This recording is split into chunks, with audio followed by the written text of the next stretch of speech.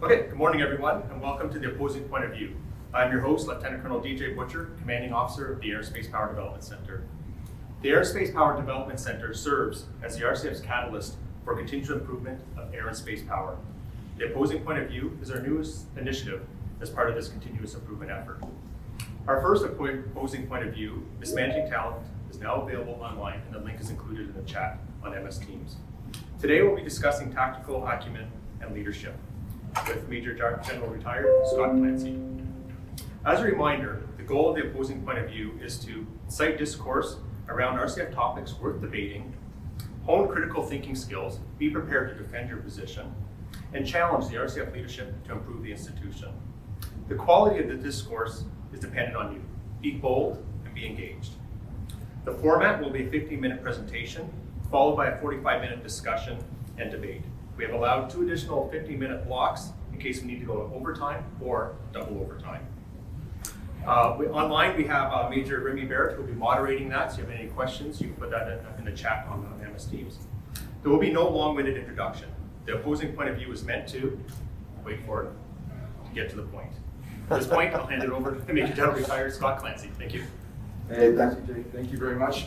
Thanks to the ROC, but especially to FPDC, the engine of our discourse on the Opposing Point of View. The Opposing Point of View, obviously very near and dear to my heart. I think that discourse, debate, these are at the center point with us in the professional environments of what we want to do to get after those things, those tough and uncomfortable conversations that we want to have. So let's have them. I love this format, so thank you very much, Remy and the team, the technical team. Thanks for having this. For all of you out in the RCAF and serving, thank you for the service that you do every single day. I hearken back, and I like to open with always a historical kind of piece sometimes.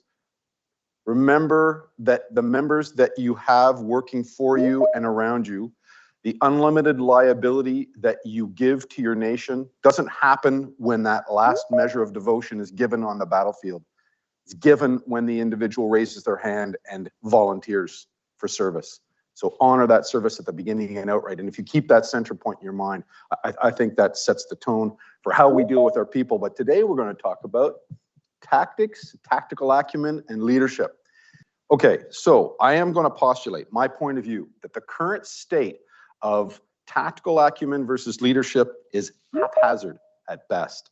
That we are not making a deliberate linkage between the development of our ability to be effective on the battle space and the leadership skills that are required to lead in combat and the RCF writ large. I'm going to demonstrate that lack of a deliberate linkage, and I'm going to attempt to make what is required for that linkage between leadership and technical and tactical expertise. Along the way, I'm going to highlight a little bit about leadership experience and leadership exposure, because I don't think those are the same things. There's a little bit of a difference there, but how we have to make our exposure deliberate.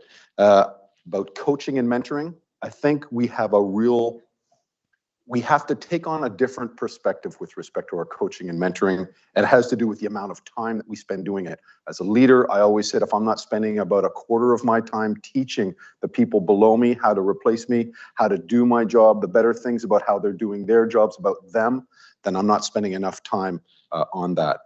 The impact of time on a career where you're attempting to develop that tactical expertise, and at the same time, those leadership skills, time can compete in the management of a career for individuals. We'll highlight that as well. And then I'm finally going to present a solution that's focused around the credibility that is required to lead tactical operations writ large, and the Air Force, lead combat operations, but also the credibility to make operational decisions and provide operational advice. And I think that second one ties us into the applicability of what we're going to talk about.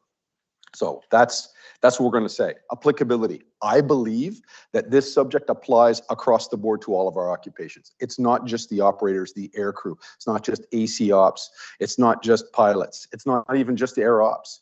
It's logistics. It's Sealy. It's all of our support elements together, because these fundamental elements of leading as you move up within the rank structure will be completely different. But there has to be a tactical awareness. If not, then that application of air power, which is at the center point to our mission, is not going to be exercised. And making sound advice on operational and tactical missions is the purview of every single trade that we have out there. If you're a technician, you're making advice as to whether that aircraft is serviceable or not. You're making technical decisions that have operational impacts. If you're a logistics officer, you're going to be making advice on the conduct of operations and the risk associated with this. I think it's applying to everybody. Okay, I think to start, we need to define what we mean by leadership and tactical acumen. Okay, so leadership, I'm going to go to my buddy Steve Nash. No, not the basketball player, although when he coached his kids' basketball teams, he always used to love making fun, because the parents would all show up and say, Steve Nash is coaching our team. And then some guy that looked like he was in the Army would show up. But Steve's a good dude. We were at the Army Staff College together, and he said that, leadership is an emotional trust relationship. It's a very simple definition, but I like it. And in the context of what we're going to talk about, let's keep it there for a second. An emotional trust relationship. Now, tactical acumen, on the other hand, that is the ability to employ tactics, techniques, and procedures in an operational environment for combat ops. Now, I say combat ops because that's the top end, but it can be anything along the spectrum of operations. To Steve, these are complementary but separate. And that's a little bit about what our journey is going to be today. So let's hold those kind of definitions in our mind as we walk through this journey today. Let's start with what I'm postulating. I'm postulating that the RCF's technical and tactical planning and execution crucible that we use to identify and develop leaders is haphazard and not deliberate in making the linkage between leadership and that tactical exposure. It's not just leadership capabilities, it's leadership potential as well. As I think it's very important. As I think we are also thinking that just because someone has tactical prowess or tactical acumen, they have the potential to lead at higher levels. Yeah, that's not, there's a leap of faith there that I'm not necessarily sure is true. So haphazard.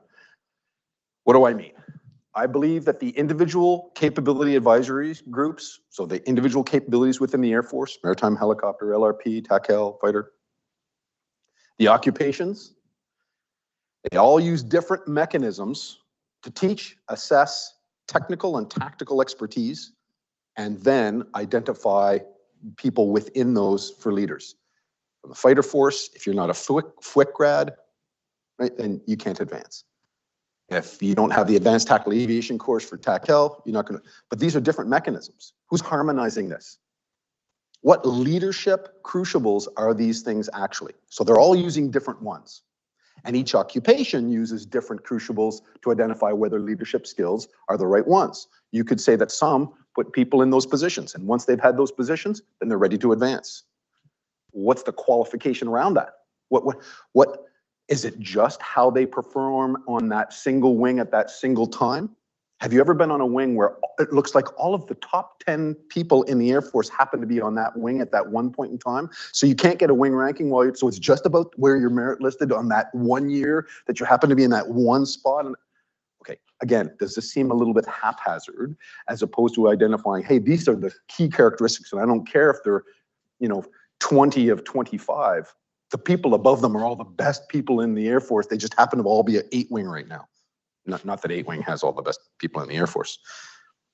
And the harmonization between all these occupations, between all of these communities and capabilities is only done by the SCRITs.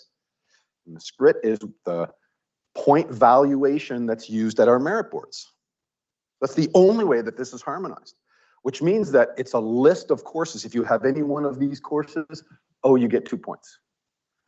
Really? So you're a FWIC grad, didn't matter whether or not you've got the right characteristics, stuff like this, you get 2 points. You're the best leader if you're the worst. Okay, again, haphazard. Tactical problem solving, however, and the critical thinking that is associated with tactical problem solving, these are still essential skills in our Air Force.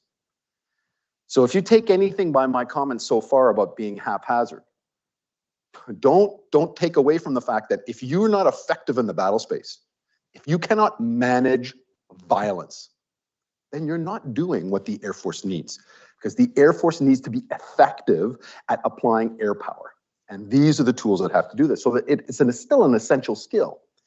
What it's not, these systems that we're using, these and opportunities that we're using to evaluate this, it is not necessarily a leadership crucible, right? It's a critical and tactical planning crucible. It's not linked to chains of command. So they're not leading flights, they're not leading squadrons, they're planning a specific executable mission. So it's not linked into the chain of command.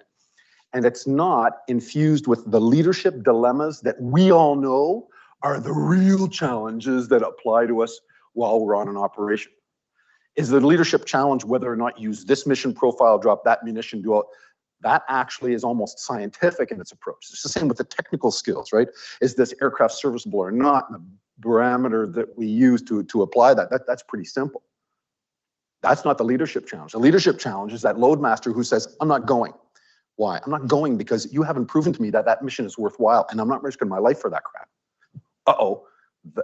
So when our tactical mission planning infused with the leadership dilemmas that actually mirror and match up the tactical, technical skills and those leadership skills that we need from our people? I think we're now bridging into leadership experience and leadership exposure. I think there's a linkage here, but I also think we need to identify that there's a difference. And so let's kind of walk that a little bit. Developing leaders, when we think of experience and exposure. Experience is key. I think we can all agree. I've sat at a lot of boards. I've had to assess a lot of people and give a lot of feedback to people. Someone who is at a certain rank and who demonstrates leadership potential, this is great. They're in a specific job, you see them, they have the right characteristics, they're leading well, okay. Another individual, same rank, who's been given the opportunity to lead at a higher responsibility level. So acting instead of someone else at that higher responsibility level, let's say a major who's been given an acting portfolio for a period of months, year, whatever, has now, what, demonstrated leadership potential? No. They've demonstrated actual capability at leading at that next rank. Experience is key, right? Someone says, oh, this individual has greater potential. No, they don't. They haven't actually done that. They might implode on themselves the next time that you put them into that rank. You don't know that. It's a guess, right? It's one in the bush, two in the hand. You don't know what that is, right? You're reaching in your pocket and you hope you're pulling out a toonie, but in the end, it's just a penny. Okay, well, that's tough because you don't know what's in your pocket. That's the difference between those things. So leadership experience is still key. And we know that technical and tactical knowledge is an essential component. But the training exposures that we use, whether it's occupation or the various capabilities, they have to bridge the gap between tactical knowledge and the leadership skills that we need them to lead flights, squadrons, wings, organizations. They cannot look at all experiences being the same. Not all graduates of FWIC, the Advanced Tactical Aviation course, whatever course that you use, the ALOG course. Not all graduates are equal. And have we matched the leadership dilemmas and pieces in those training exposures with the leadership skills that we want to further? I don't think so. I mean, all experience is beneficial. Now, what's the element in here that's missing? Yes, dilemmas. Yes, make sure those linkages are there, but how are we assessing our people when we put them in those training exposures? Against what paradigm and against what standard? I think this is interesting. And by the way, I think we already have the tools. If you look at the competency dictionary that PATMOS is forwarding, right? This is the new evaluation system. It's actually very specific as to what skills and competencies we want at each level. Funny enough, The tactical competencies leave in the DP5 realm. They're no longer there. And there's other competencies that come in somewhere around 3 and that have to be mastered by the time you get to the DP5 realm. That makes sense to me. As a general officer, I didn't really need to know the employment of the, the GAU 2150 cal on the side of a helicopter, because that's not my job. I'm aware of it, but I don't have to know all of the intricate details to be able to engage that target. Funny enough, nor do you want me focusing on that. Because if I'm taking up brain housing unit elements to do that, then I'm not doing the things that you really want a general officer to be able to do. Now, this is the same in training exposure as it is with our actual leadership experience exposure. If we're all looking at the same things and comparing them, and every time we go into any opportunity, it's against that same backdrop of criteria, then you will bridge that gap. But right now, we do not. There also is not enough mentoring and coaching in the leadership portions. It's too technical. Did you plan that mission properly? Did you consider that mission profile like this? Did you put your seed pieces in before the package went across the floor? Fascinating tactical things, but have nothing to do with how you would actually lead in that complex environment. Asking simple questions like, how much lead time did you give the crews as to the complexity of that mission before you sent them the ATO? What? So basically, they're going to wake up in the morning and know that they might not live to the next day. You might want to prepare them for that, right? Okay, so you just haven't. So that's how I think about developing leaders. But we also said that this is haphazard about identifying potential. Let's talk about identifying potential leaders. The bar I use is just a phrase. I like this phrase, so I use it a lot. I would follow you through fire. So, infantry background, TACL guy, I would follow you through fire. Means I would risk my life because I trust you. Remember, we talked about this emotional trust relationship as with the leadership. I'm going with that theme here.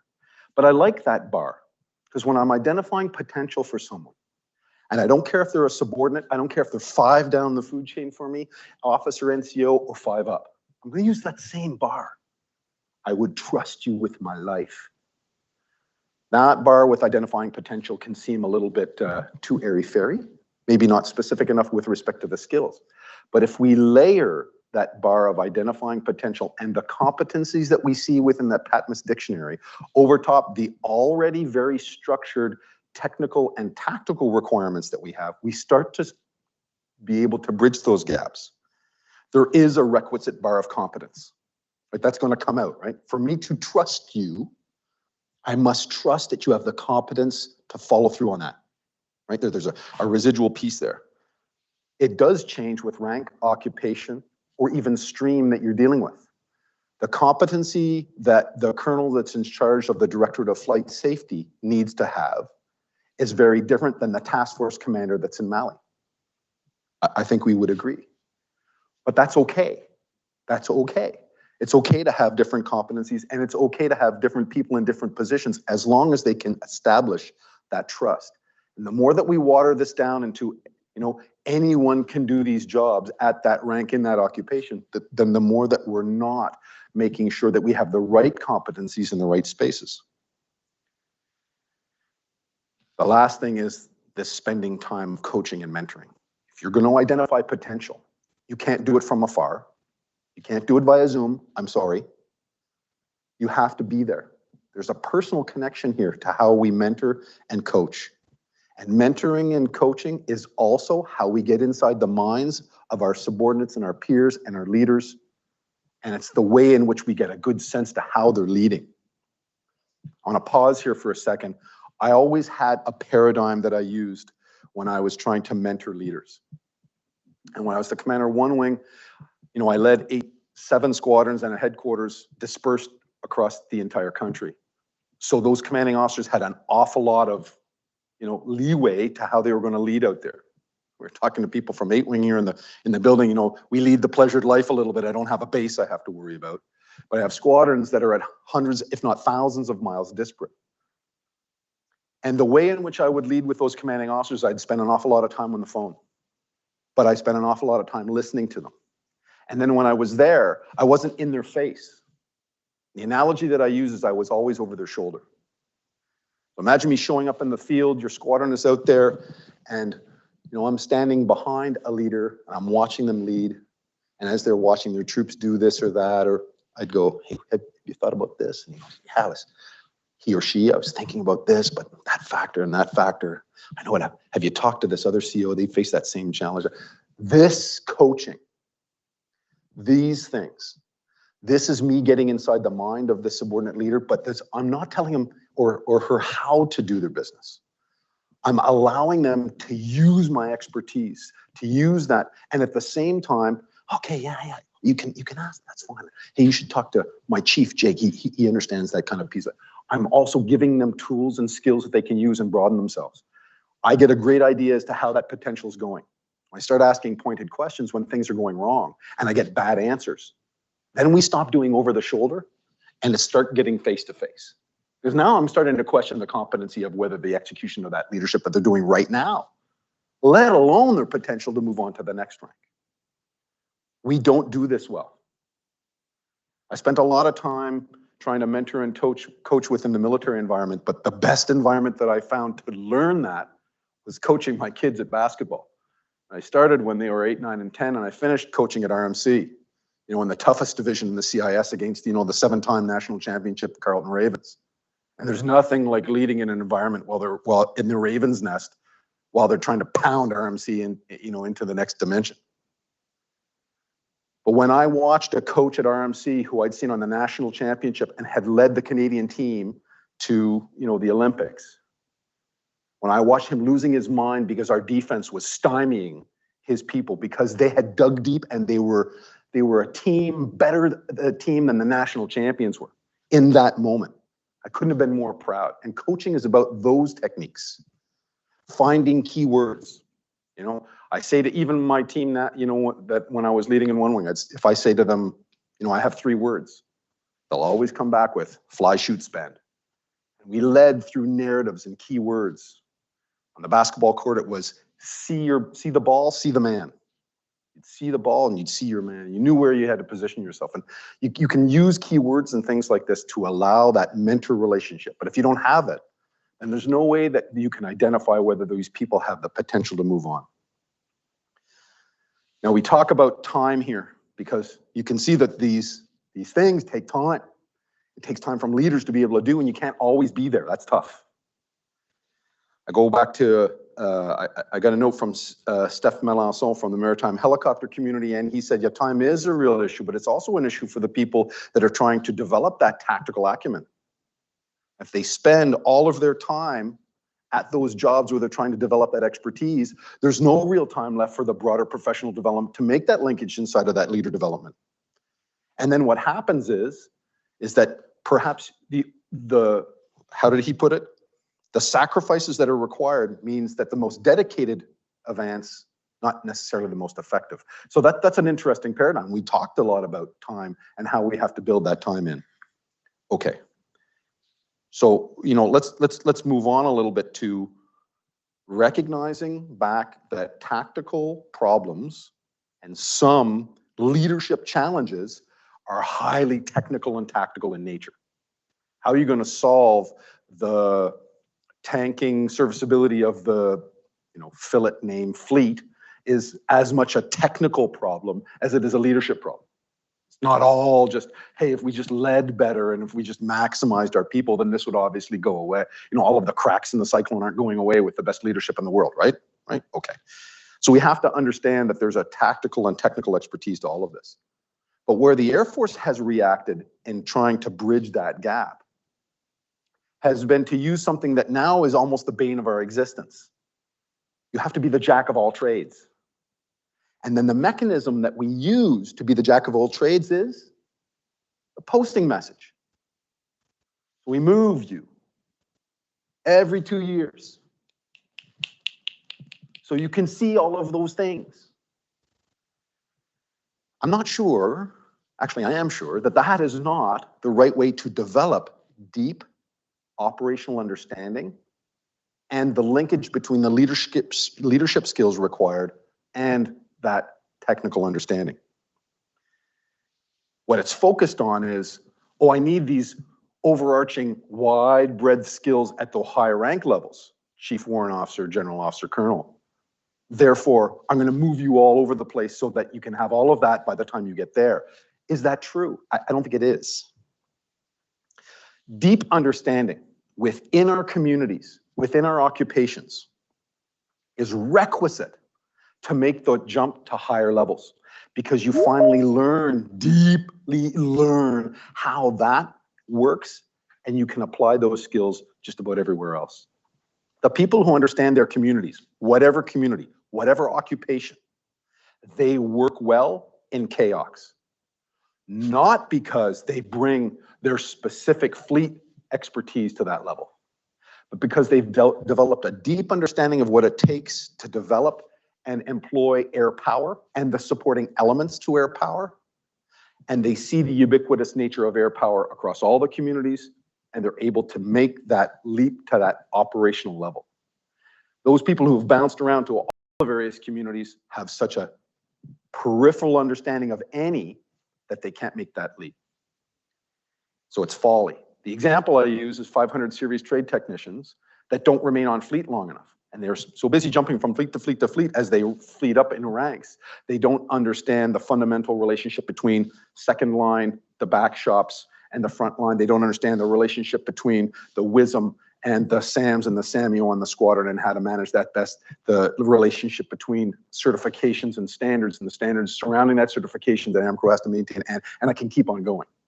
And that deep understanding will allow them to apply that in any fleet. Because you're just tweaking the adjustment of, okay, it's not the Griffin fleet, it's the Cyclone fleet. Okay, well, different contract, different things. 1, 2, 3, take you about a few weeks, and all of a sudden you're adjusting, but you've developed a deep understanding of the fabric of what it takes to maintain aircraft. It's folly for us to move around and become jack of all trades. So what's our solution? Said a whole bunch of things about how this leadership tactical acumen dilemma is. What's the solution? So here's the statement that I would like you to hold in your heads. Leaders must have the credibility to lead combat operations, and the technical skills, credibility in those technical and tactical skills to be able to make operational decisions and make sound operational advice. Credibility then becomes at the key of this. That's the bar line that we have to maintain. How are we going to do this? First thing, we're going to present leaders with leadership dilemmas amidst the complex technical and tactical training, whether it's leadership experience or in training exposures.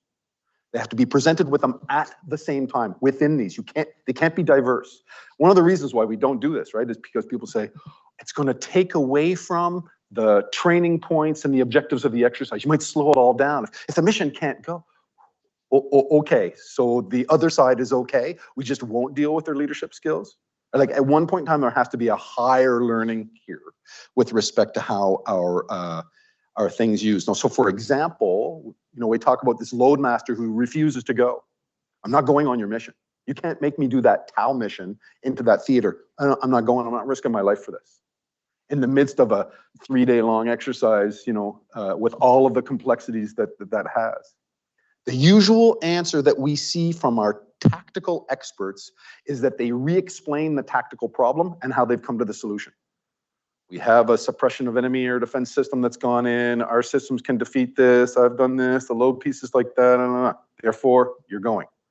All we've done is repeated the same thing that this individual already knows. The individual's still going to say no. So what do? We go back and we start repeating again. It's like talking to someone who doesn't speak English, right? What do?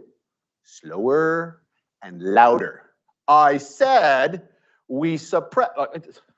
A good leader will listen and try to juxtapose the importance of that mission against why we need to do this, hear out what the concerns are, restate, hey, listen, you need to understand there's an authority piece here. You're not going to shoot that individual on the ramp of that aircraft. You are going to impose that this is critically important and that everybody has the authority to make these right decisions. But you're going to listen to that individual and what their concerns are. And by listening to that individual and their concerns, mirroring that up against the tactical situation and understanding all that, how that plays out within the chains of command of the organization that's actually doing this mission, that's how you're going to get after that. So that's an example of how we do this. It's going to take mentorship, isn't it? Imagine as that's going on in a complex mission planning environment on a training exposure. And that can be a logistics problem as much as it could be an operational problem. And you have a mentor that's over the shoulder of that young captain, major, like whoever it is, who can say, hey, you thought about that? Oh, okay. And they try these things. You're going to try. I don't care what the conversation results in at the end. All I care is being exposed to that. These individuals will now make the link between that tactical problem, the critical thinking you had to do for that, and the leadership skills that they had to lead these individuals inside of that actual crucible of combat. Mentoring, coaching, supervising. Not only do we have to do it, we have to teach this. And there's the really big key here. We don't provide skills on how to coach and mentor, and we have to get after that. It's, yes, I can tell you just spend time, but there's specific techniques to develop how you can coach and mentor. Most of them, reside within the take a step back, allow them to make mistakes, make them feel that they can make those mistakes, but then give them tweaks. It's not, and this is the Air Force's way to mentor and supervise and coach. It's the standards thing. You're over here and I'm over here. Oh. Okay, left seat, right seat stuff. This does not coach anyone. While they're making mistakes, you're okay. Imagine your 10-year-old child on the basketball court. Just got beat. People are down on him or her. It's okay.